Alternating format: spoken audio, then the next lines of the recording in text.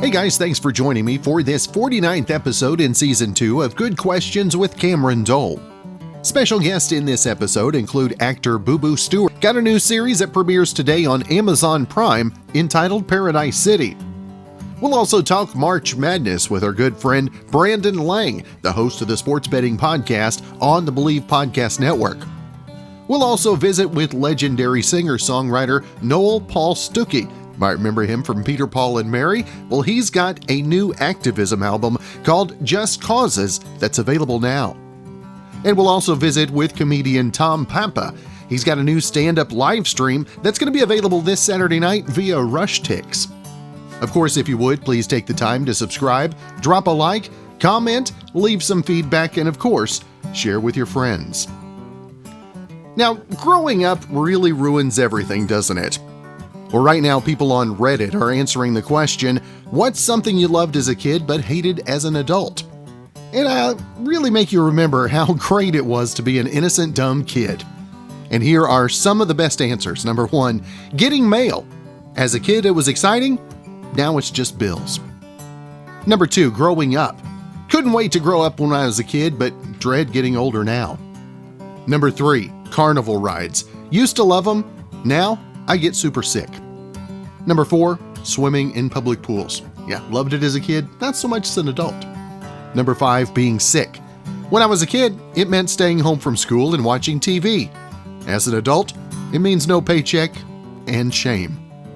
Number 6, lots of sugar. Number 7, Facebook. Used to be great for meeting up with friends or girls, and now it's aunts and uncles fighting over politics. And the number 8 thing that you loved as a kid but hated as an adult? Bill Cosby. New series Paradise City is premiering on Amazon Prime today. And with that in mind, we've got Booboo Stewart on the line with us today. And Booboo, thank you so much for taking the time to be on the show, man. Yes, thank you so much for having me. Thank you. Now, if folks haven't seen the trailer, the previews of Paradise City, give our listeners just a little glimpse into the new series. And it's going to be not so much binge-worthy right away. It's going to be a weekly series, right? Yeah, Paradise City, I think what makes it interesting is that it kind of gives the viewer a deep dive into the world of music and what it means, like, and how hard it is to keep a band together after fame, and the struggles that each band member goes through, and how they all can stay together, how easy it is for bands to like fall apart. And I feel like that's a part of bands that, we never get to see. And Paradise City, that's what it kind of shows us, which is really nice. And for you, having a new series, especially in 2021, after what we've all faced this last 12 months, Booboo, I mean, how appreciative are you to be able to be promoting some new work out there? Extremely. I am so happy and proud of Paradise City, and to be a part of it with the cast, and just to be able to promote it today, like you said, in this crazy year is great. And I just, it's just nice to give people, and something else to watch. You know what I mean? Like, I know from firsthand, like, my dad and my younger sister have been binging so many shows, and they literally ran out of things to watch. So I think they'll probably start this one. So. That's a good thing. You're like, hey, well, here, wait until the 25th. I got you from there on. Exactly. Now, Booboo, what is the biggest thing that you have kind of focused on yourself and your craft over the last 12 months of we've had a little bit more time to ourselves?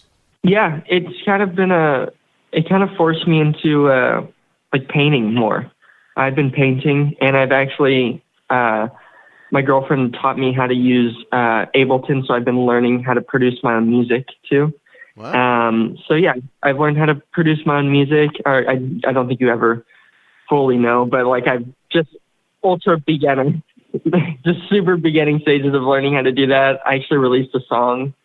And I've been painting so much, and my art has grown exponentially because I wasn't able to go do the project that I was supposed to go do. I literally was in my studio painting, which honestly I've learned a new craft. So I'm happy about that.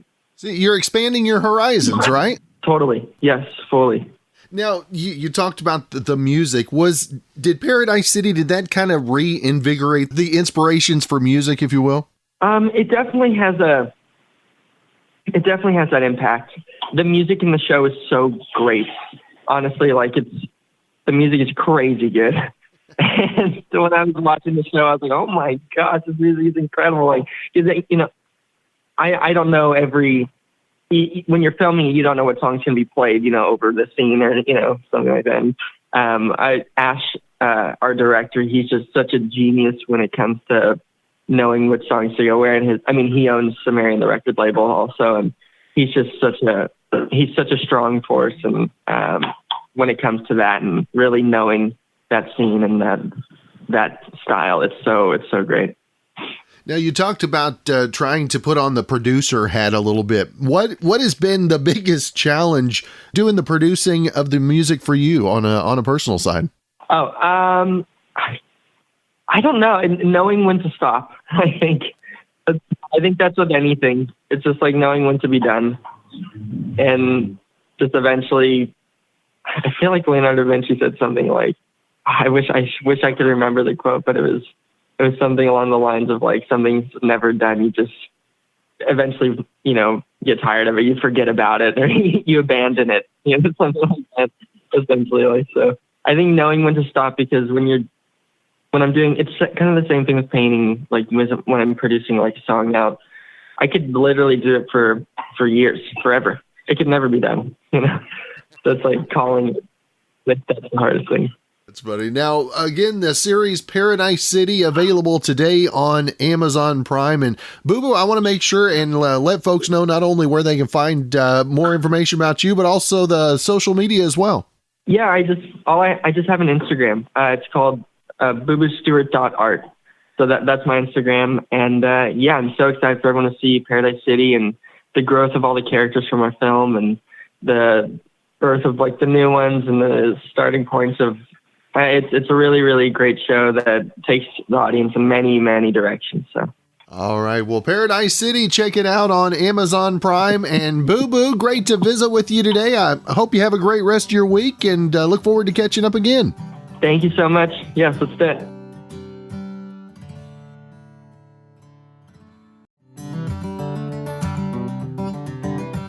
Now, I think we would all agree that something like riding a roller coaster naked qualifies as adventurous. But what about this stuff? Has the pandemic made us all lame? Well, a new survey looked at what qualifies as an adventure now that we've all been cooped up for a year. And some of them are pretty iffy. Now, here's a list of things we now consider to be adventurous. Number 1, trying a new recipe. 39% said it's adventurous. Number 2, eating outside. 34%. Number 3, watching a new TV show or movie, 33%. Number 4, taking the long way home, 30%. Number 5, ordering from a new restaurant, 29%. Number 6, choosing a new book to read, 26%. Number 7, staying up past your normal bedtime, 25%. And number 8, trying a food that's spicier than you're used to, 20%. March Madness is upon us. Weekend number 2 coming up this weekend. Brandon, always good to visit with you, my friend. Yeah, what's up, brother? Loving some college basketball. And what's your thoughts so far now that we're, I guess, officially, 3 rounds in now? Yeah, I said on your show that I thought that it would be a dog-dominated tournament. Noted that it's a pickup game atmosphere more than a NCAA tournament, feeling because of just coaches and limited fans. And that's kind of exactly what we saw. Oral Roberts, the run they made, the underdogs playing looser, the underdog just letting it fly. And that bodes well. And then we saw great upsets and great basketball, and it was fun to watch. And so here we are, we're rolling down the barrel of rounds 3 and 4 in the Sweet 16, Elite 8. And, the game everybody wants to talk about, so Loyola Chicago and Oregon State, because both are underdogs that got there in impressive fashion. And although Loyola Chicago is the darling of college basketball again, I just don't think you can sleep on Oregon State plus 6.5. a different team than Illinois. Illinois can be a little undisciplined at times. It's played into the hands of Loyola Chicago, where Oregon State's very disciplined. And Oregon State has an identity. They play inside out, and they don't deviate from that. And that's a good matchup against, as well as Loyola Chicago matched up against Illinois is as poorly as they match up with Oregon State. Everybody I talk to likes Loyola Chicago in the game. I don't think they're seeing the game clearly. That's a really good athletic Oklahoma State team that Oregon State just broke down. That was a really good athletic Tennessee team that Oregon State just broke down. Tennessee was one of the best defensive teams in college basketball, bar none. One of the best defensive teams in college basketball. And Oregon State jumped on them and never let them get back in it. And the thing about Loyola Chicago is they're a very good team. They can play ahead. When they get up on you and they're able to set their defense and play from ahead, they're great. They get behind, they're offensively challenged. And I don't think people realize they jumped on Illinois and kept the lead against Illinois, and Illinois couldn't come back against them because they're pretty good defensively. Well, I have news for you. Tennessee is a much, much better defensive team than Loyola Chicago. It's easy for people to get hyped on Loyola Chicago and their defensive numbers and what they did because they beat Illinois, who was a 1 seed, but when you put together your defensive numbers against the Missouri Valley Conference, you're not putting those numbers against the SEC conference all year long, which Tennessee did. So I guess the point is I'm much more impressed with Oregon State going through Tennessee and Oklahoma State than I am, even though Loyola Chicago beat Illinois. So on the Saturday games, I don't think you can pass up Oregon State plus the points, nor do I think you can pass up Syracuse +6. They just have that look of another Jim Boeheim team with this 2-3 matchup zone that's just gonna hang right there. And last but not least, on Saturday, I just don't think you can go against Oral Roberts +11. I know Arkansas can score, but Oral Roberts +11. What makes you think that they're just going to show up and get blown out? They're just gritty and grimy, and that guard is great, and Banner's great, and I think that's going to be a closer game too. And Brandon, what's your thoughts on the Pac-12 and the way they've shown up here in the postseason? It's the same thing I say is that I said this on your show, I said, just go against the Big Ten. Every year they get the most teams in, and every year they implode, and they did nothing short but make me look like Nostradamus when they all imploded except for Michigan. And it's because, they're on TV, they're on the Big Ten network, they're on ESPN. There's a Big Ten team on every single night somewhere all over the country. And yet these teams out on the West Coast, nobody pays attention to because everybody's in bed. And here I am watching these West Coast games because I live in Vegas, and I know how good Oregon is. I know how good. Listen, at the end of the day, Oregon deserves to be here. Oregon State deserves to be here. USC deserves to be here.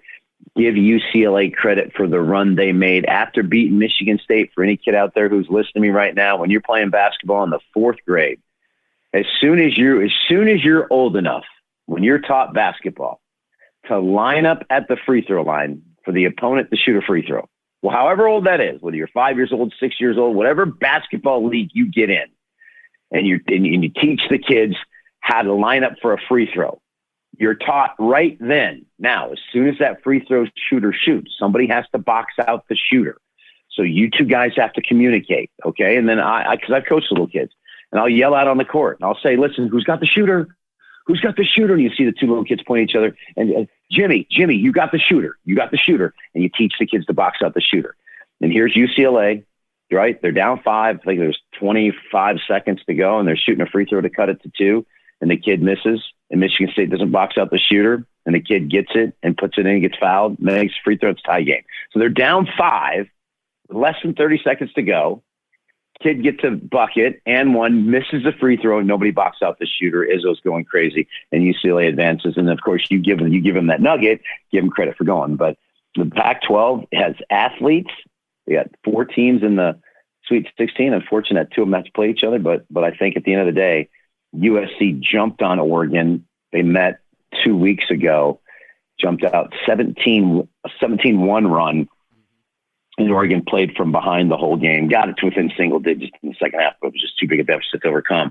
I think we're going to see a different Oregon team, and then I think they get them to set up the matchup with Gonzaga. I think it's a better matchup, Oregon versus Gonzaga, than USC versus Gonzaga, and I think that's what we're going to get. I think Florida State's too much for Michigan. Florida State is playing really, really well, and they made a Colorado team look really, really normal and just abused them.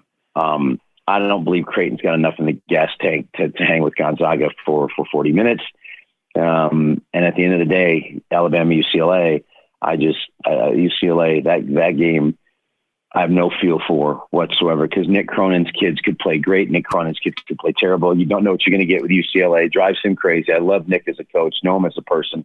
I would stay away from that one. But Oregon and Florida State and Gonzaga on Saturday. Oregon State on Sunday, rather, and then Oregon State on Saturday.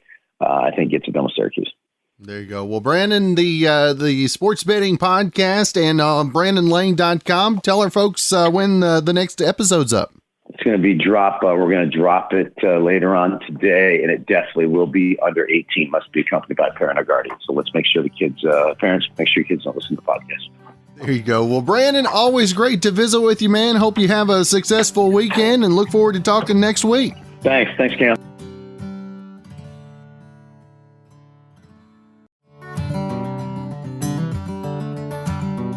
Now, do you have the hands of a drunk Wild West cowboy? Well, there just might be a lot of money in it for you. A whiskey company called Fistful of Bourbon is looking for a new, quote, spoke fist to hold whiskey bottles in their ads. And if you've got the perfect fist, they'll pay you $100,000 to be in those ads. If you want to apply, you'll need to fill out a form on their website and send a photo of your fist. The applications are due by April 13th, and that website, fistfulofbourbon.com. We've got a lot to talk about, including a new release, social activism called Just Causes. It's a compilation that came out on the 22nd. We've got Noel Paul Stookey with us. And first off, Mr. Stookey, thank you so much for your time. Oh, thank you, Cameron, for having me. And yeah, I'm pretty excited about this collection of Newman pizzas all in one box. And You're probably wondering what I mean by that. The inspiration for this was I was in a frozen food section of my grocery, and I was reminded that Newman gives away 100% of his profits to charity. And I thought, I've made so grand a living over these past 50 years of singing, either with Peter and Mary or by myself. It's time I started giving back from the royalties that I earned. So I assigned each one of these 15 songs to its respective charity. And gosh, the response has just been great. And it's also given me a chance to look at some songs I've written, since 1970, so it's really spread over a lot of years. And for you at this time, did the extra time to yourself lend well to putting this project together, if you will? You mean looking at my navel? Is that what you're getting at, Cameron? Yeah, sure. There was some opportunity to be, comfortably scheduled because there were no pressing concerns. But man, are you as aware as we are of how your day fills up? You think you think you're inhibited by being socially limited or distanced? I barely find, I have a folder on my computer that says answer me, into which I put emails that are not particularly pressing, but that I should get to. I'm up to 1,700. Do you think I'll ever catch up? Oh, you're never going to catch up on that one. I know. Time has that way. But these, like I said, I think these songs have a timeless quality to them, particularly America the Beautiful.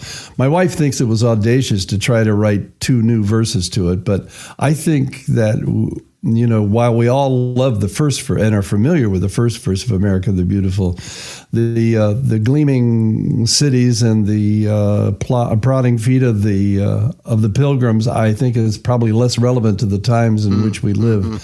So it felt good to write a verse about the immigrant and the native son and the slave, and bring it into contemporary times. And Noel, for you to be able to use music to be active in activism, if you will, does it also maybe break down some barriers and maybe open people's ears a little bit that won't hear certain subjects, certain material just because they don't want the uncomfortableness? I think to a large extent it gives them time to process the thought. I've often said that if you can reach somebody's heart, you can engage them to allow their mind to, reflect rather than make hard decisions immediately or out of habit. So, yeah, I think you're absolutely right, Cameron. I think music has that ability. It certainly does with me. I was very moved in the early days, by the music of Woody Guthrie and Pete Seeger and Josh White, and really gave me a sense of the larger community of humankind, a reverence, if you will, for the love that's conceivable and possible in everybody's heart. And that's something I think we've gotten away from. It seems like, Noel, I'm sure you know this as well. Every time we've seen tragedies and hard times, that's when people pull together. We haven't been able to pull together over the last 12 months. And this is an opportunity to kind of share that as well. I think so. And, what I'm loving is the response to a song that's on the album called Revolution, One by One, because it's talking about, I'm going to start a revolution. I'm going to smile at strangers. I'm going to wave at total solitary people that I see. I'm going to start a revolution and I'm going to win it one by one. And I think we each have a responsibility to make the world a better place. And I think we're beginning to discover just how important even a crinkly eye above a mask in a supermarket is, to know that the other person has kindly witnessed your presence. I think it's a one-by-one situation, and I think that we all have to step up to the responsibility. And I don't think you're talking about walking in Times Square, waving and shaking hands, though, right? No, I'm not talking about getting your booty out. I'm talking about personal encounters of every kind. Even strangers deserve respect and a consideration because they're not strangers in the heart, if you know what I mean. That's right. And again, the new work, Just Causes. Noel, I want to make sure and let folks know where they can find more information about the compilation and everything else you've got going on as well. Oh, thank you, man. Yes, well, it's Jeff Bezos' favorite store, Amazon. At Amazon, you can find anything. And this album just was released on Monday and is available both digitally and as an actual physical product. And the net proceeds go to these 15 different charities. Well, that's good stuff. Again, Noel Paul Stookey, it's been my privilege to have the chance to visit with you today. Hope you have a great rest of your week, and hopefully we can catch up again real soon. That'd be lovely, Cameron. Have a great week yourself.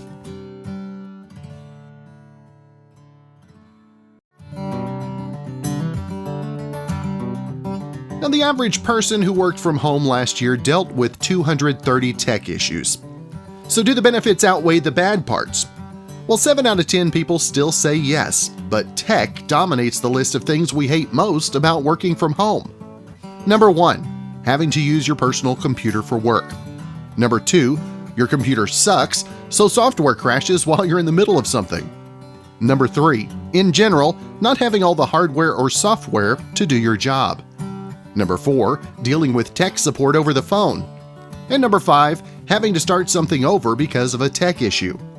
Now, too many distractions and having a sore back from working on the couch also made the top 10. Now, here are the top 5 perks of working from home. Number 1, you can set your own schedule so you're never really running late. Number 2, eating whatever you want, whenever you want.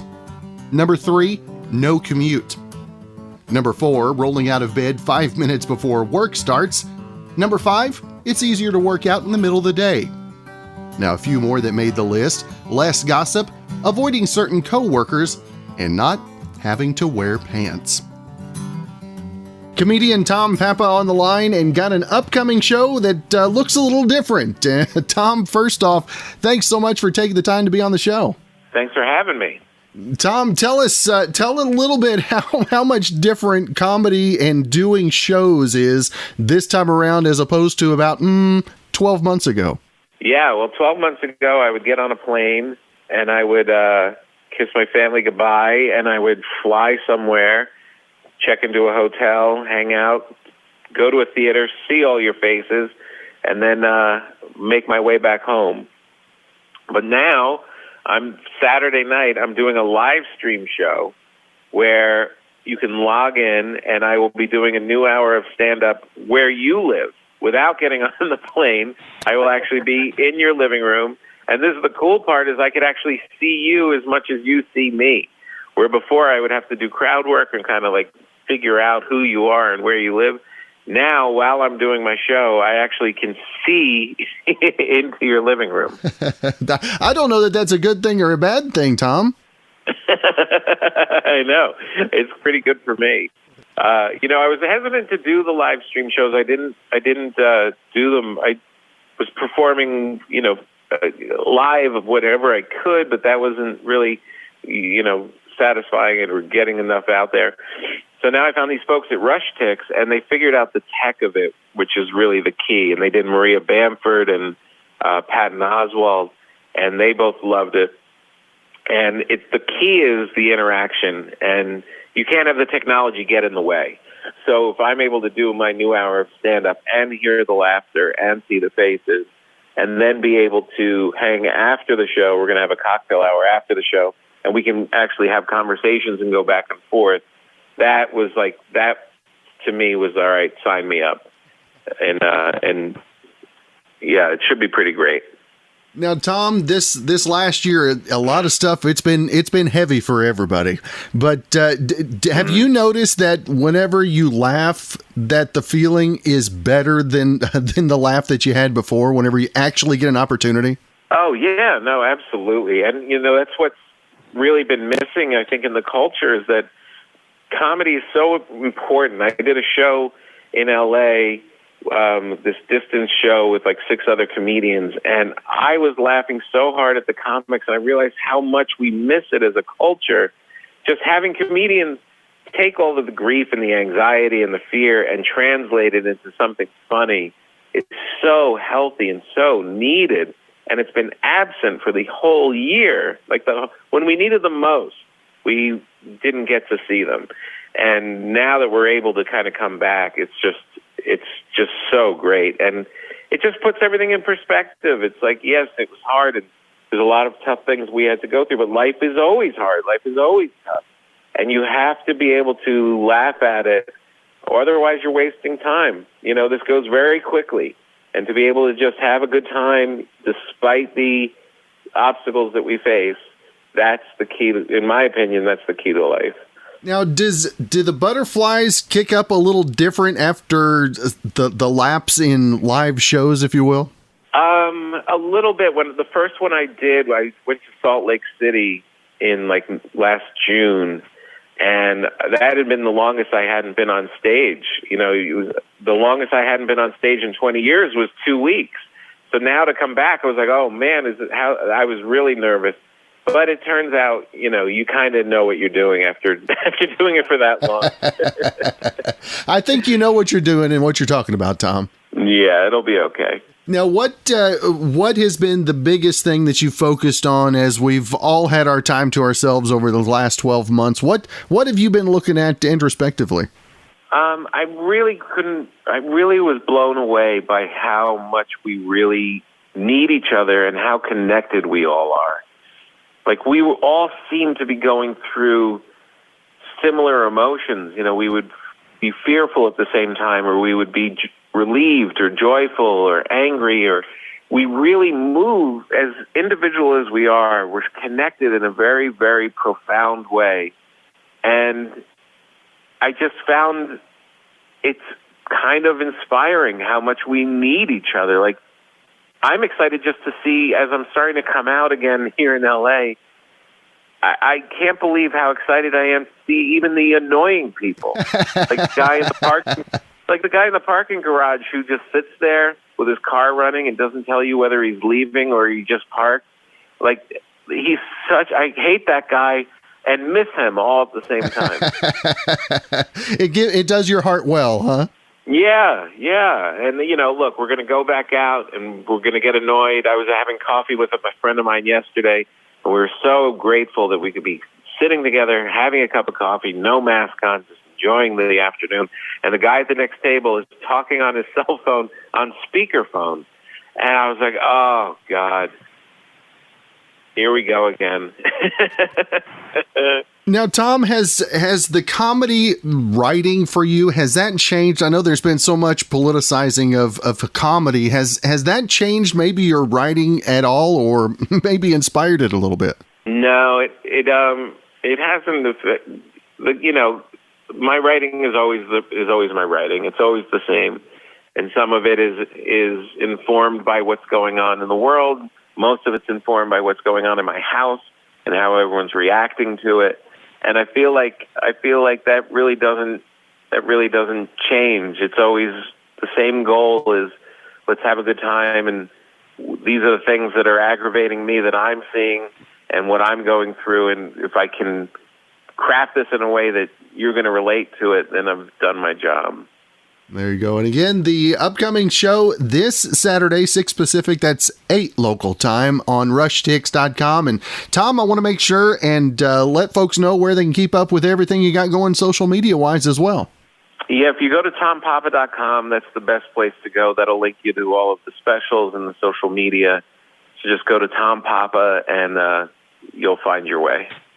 There you go. Well, Tom, it is always great to visit with you. Looking forward to the show this weekend and hopefully catching up again soon.